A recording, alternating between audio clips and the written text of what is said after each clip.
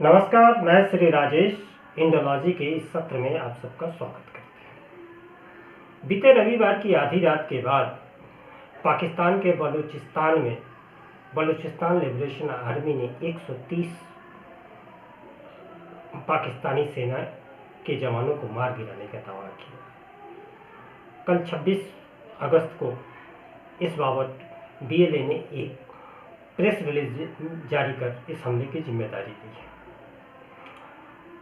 ये खबर देश दुनिया के सारे मीडिया आउटलेट्स पर साया हुए हैं।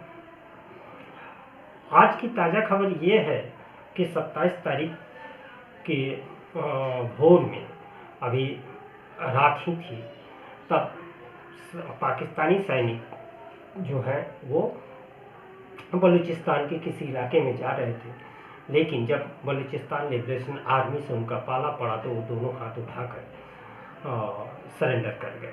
यह वीडियो सोशल मीडिया पर खूब वायरल हो रहा है। वास्तव में पाकिस्तानी सेना के लिए सरेंडर करना कोई नई बात नहीं है। यह सरेंडर करने वाली आर्मी है जो अपने को देश दुनिया की नंबर 1 आर्मी होने का दावा करती है। इसका सरेंडर का एक लंबा चौड़ा इतिहास रहा है। खैर, हम उसमें नहीं जाते हैं।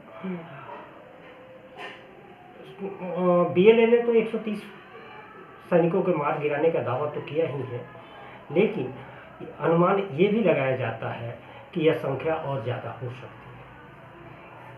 बीएलए के ये जो लड़ाके हैं, इस पूरे अभियान में 800 से ज़्यादा लड़ाके थे जिन्होंने इस पूरे घटनाक्रम को अंजाम दिया। इसमें मजीद ब्रिगेड जो बीएलए की एक घातक यूनिट है, उसने इस घटना को अंजाम दिया है। इसमें एक महिला सुसाइड बॉम्बर भी थी जिनका नाम महल बलूच है। बलूचिस्तान लिबरेशन आर्मी की यह तीसरी महिला सुसाइड बॉम्बर थी जिन्होंने इस घटना में भाग लिया और घटना को अंजाम दिया। जो सबसे पहली महिला जिन्हें माना जाता है उनका नाम जिलान कुर्द है, जिन्होंने तुर्की सेना के साथ हुए मुठभेड़ में अपनी जान दी थी। बीएलए के मजीद ब्रिगेड ने पूरे इस इलाके के 12 जगहों पर हमले किए थे। उन 12 जगहों के नाम इस प्रकार हैं: मसीन, सीबी, क्वेटा, मस्तंग, कलात, मूसाखेल, बोलान, बेला, पंजगूर, पसनी, तुर्बत और सुंदसा। एक साथ 12 स्थानों पर हमले करना ये एक बड़ी रणनीति है। और बीएलए, क्या अब सवाल ये भी उठते हैं कि क्या बीएलए के पास इतने संसाधन हैं कि वो 12 स्थानों पर एक साथ हमले कर सके और बेला के मिलिट्री कैंप पर 20 घंटे तक कब्जा जमा सके? जरूर उन्हें कहीं से समर्थन मिल रहा है। हालांकि पाकिस्तान सरकार का तो सीधा सा सवाल होता है, जब भी कोई ऐसी घटना होती है जिसका जो दोष है वह भारत पर मढ़ देना, भारत की खुफिया agency raw and analysis wing raw पर डाल देना। लेकिन खैर, उस बात को छोड़िए, उसमें कोई दम नहीं होती। लेकिन पाकिस्तान के बलूचिस्तान के इस बीएलए को समर्थन देने से किसे लाभ है? जियोपॉलिटिक्स के हिसाब से अगर देखें तो आज के डेट में बांग्लादेश की घटना भी देखें, कैसे वहाँ तख्ता पलट हुआ, और अब फिर बलूचिस्तान में, तो बलूचिस्तान के साथ किसके हित ज़्यादा जुड़े हुए हैं?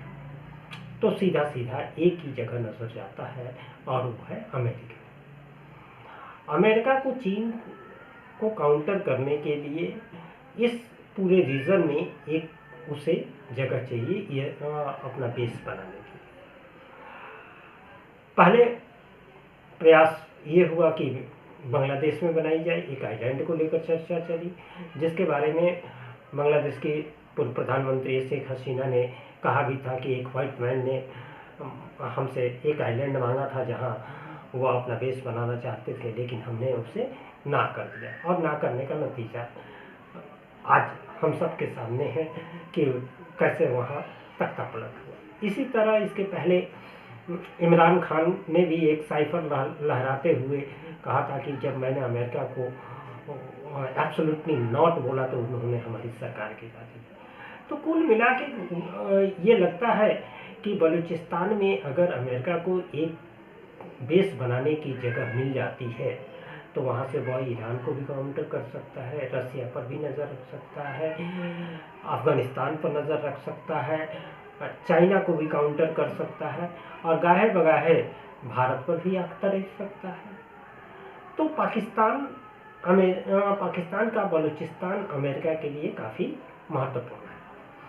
हालांकि अमेरिका के पास ऐसे बहुत सारे और तरीके हैं जिससे कि वह अपना स्वार्थ पाकिस्तान में साध सकता है, लेकिन अभी ऐसा लगता है कि इस मामले को भी वह गर्म रखना चाहता है। दूसरी अगर बात करें तो ये 25 और 26 तारीख की दरमियानी रात को ही क्यों हुआ? तो वास्तव में बलूचिस्तान के एक बहुत पॉपुलर नेता हुआ करते थे नवाब अकबर बुगटी, जो वहाँ के मुख्यमंत्री भी रहे हैं, गवर्नर भी रहे हैं। उनकी 18वीं बरसी थी और उसी बरसी के समय को इन लोगों ने चुना। लेकिन इसके साथ एक और टाइमिंग आती है कि उसी दिन पाकिस्तान में चीन के पैदल सेना के कमांडर ली कियोपिंग भी पाकिस्तान में मौजूद थे। तो यह जो घटना है वो चीन को सीधा सीधा पैगाम है। हालांकि BLA ने एक वीडियो जारी करके ये उसमें साफ साफ कहा है कि पाकिस्तान और चीन बलूचिस्तान से दूर रहे। अगर इन लोगों ने कुछ भी ऐसा कुछ करने की कोशिश की तो उसके और भी खतरनाक परिणाम भुगतने पड़ सकते हैं। बलूचिस्तान में ग्वादर पोर्ट है जिसे डेवलप करने और उसको CPEC के मंसूबे के तहत वह ग्वादर पोर्ट एक परियोजना है जिसे ऑपरेशनल करने के लिए और CPEC को पूरी बनाने के लिए चीन ने अपनी पूरी मुहिम लगाई थी। लेकिन आज स्थिति यह है कि पूरी CPEC परियोजना पाकिस्तान में बंद है। ऐसे बलूचिस्तान का इस तरह हिंसक हो जाना, वहाँ बार बार पाकिस्तान आर्मी के ऊपर हमले होना, अब तो हालात ये है कि बलूचिस्तान का लगभग 80% हिस्सा पाकिस्तानी सरकार और पाकिस्तानी इस्टेब्लिशमेंट या मिलिट्री के अधिकार क्षेत्र से एक तरह से बाहर हो गया। वहाँ उनकी कोई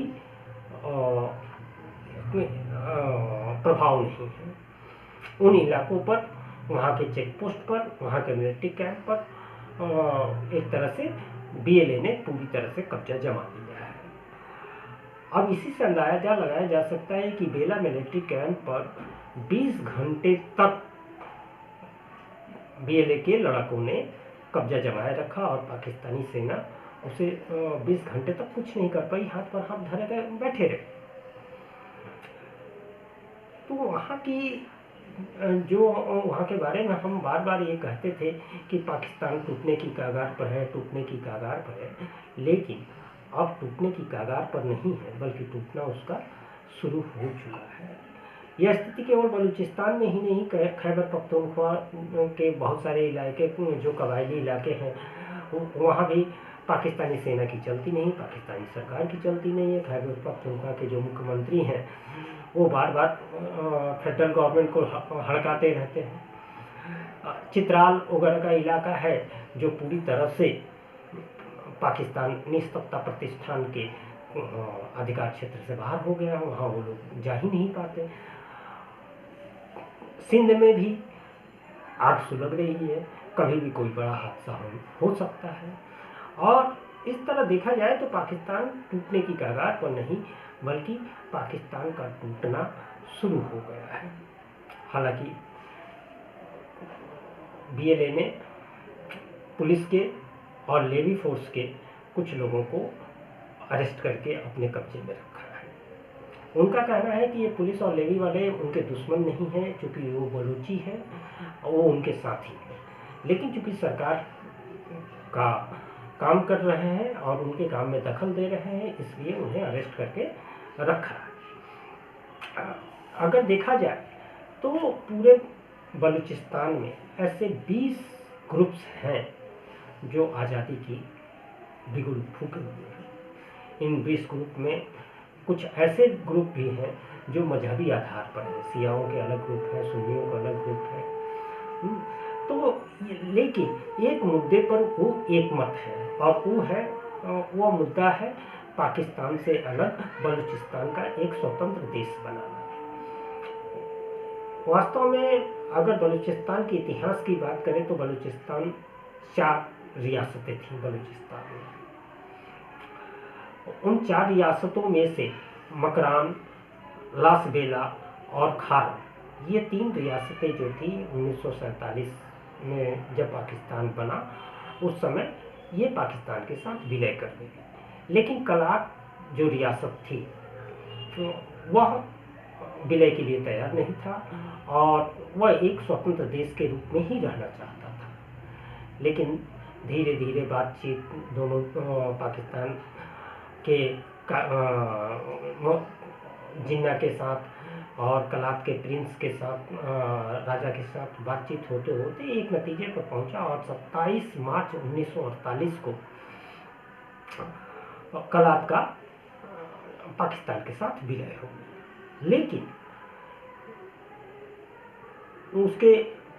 उनके जो चचेरे भाई थे, प्रिंस अब्दुल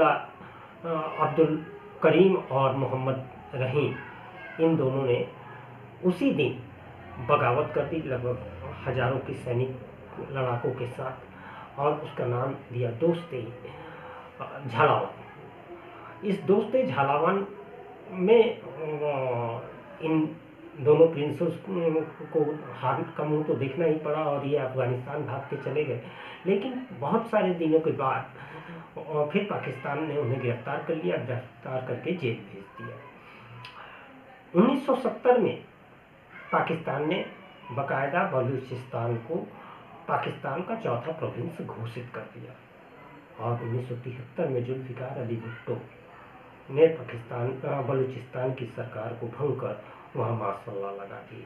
और बस यहीं से शुरू होता है पाकिस्तान में आज़ादी का माने पूरी तरह से उग्र होना। तब तक आज़ादी की लड़ाई लड़ी जाती थी, लोग अपनी आवाज़ उठाते थे, लेकिन वह हिंसक नहीं था। लेकिन 1973 के सरकार को भंग करके और वहाँ मार्शल लॉ लगाने के बाद बलूचिस्तान में बहुत सारे ग्रुप्स खड़े हो गए और वो आज़ादी की मांग करने लगे। बलूचिस्तान में मिसिंग पर्सन्स लगभग 20,000 हैं, जिनका पता ही नहीं कि उनकी डेड बॉडी तक लोगों को नहीं मिली। इस तरह के धीरे धीरे गुस्सा बढ़ता गया। पिछले कुछ महीनों पहले आपने सुना होगा कि बलूचिस्तान की महरंग बलूच के साथ एक बहुत भारी जनसमूह प्रदर्शन करने के लिए फेडरल कैपिटल इस्लामाबाद पहुंची। लेकिन इस्लामाबाद में उन लोगों के साथ जिस तरह व्यवहार किया गया, उससे बलूचिस्तान के लोगों की नाराज़गी और आक्रोश बढ़ता गया और उस आक्रोश ऐसे टुकड़े टुकड़े में आक्रोश भरते भरते आज इस मुहाने पर आ पहुंचा है कि बलूचिस्तान पूरी तरह से ज्वालामुखी बन के फट पड़ा है। ऐसे में अब देखना होगा कि पाकिस्तान सरकार इस मामले को कैसे हैंडल करती है, क्योंकि अभी तो वो अज़्म इस्तेकाम लॉन्च करने की घोषणा कर दी, लेकिन ये ऑपरेशन अभी शुरू नहीं हुआ। देखते हैं आगे की ऊँट किस करवट बैठता है। हालांकि इस बीच बलूचिस्तान की सरकार ने पीटीएम के नेता मंजूर पश्तीन को 90 दिनों तक बलूचिस्तान में प्रवेश पर पाबंदी कर दी है। इसका कारण ये है कि अक्टूबर में पूरे पश्तून जो हैं, चाहे वह बलूचिस्तान के हों या खैबर पख्तूनख्वा के हों, फाटा के हों, तो इन लोगों का एक राष्ट्रीय जिरगा होना है और उस जिरगे में पश्तून नेता मंजूर पश्तीन किसी तरह शामिल न हो सके, इसके लिए पाकिस्तान सरकार ने अभी से ही उसकी लामबंदी शुरू कर दी है। लगता नहीं है कि बलूचिस्तान का मामला कुछ ठंडा होगा, ये तो अभी शुरुआत है और अगले कुछ दिनों में हमें कहीं इससे बड़ी घटना की खबर मिले, इससे बड़े हमले की सूचना मिले तो हमें कोई आश्चर्य नहीं होना चाहिए, क्योंकि यह भी संकेत मिलते हैं कि बीएलए के साथ बीएलए का जो मजीद ब्रिगेड है वो, और जो बलूचिस्तान के जो देसी संगठन हैं उनको, और टीटीपी का भी एक गठजोड़ बन रहा है। और यह गठजोड़ जो भी गुल खिलाएगा वो पाकिस्तान के लिए, पाकिस्तानी सत्ता प्रतिष्ठान के लिए काफ़ी चुनौती भरा होगा। तो देखते हैं कि पाकिस्तान का टूटना तो तय है, लेकिन ये कितना जल्दी टूटता है। यह वीडियो अगर आपको पसंद आया हो तो ज़रूर इसे लाइक करें, शेयर करें और बेल आइकन दबाकर इस चैनल को सब्सक्राइब करें। धन्यवाद।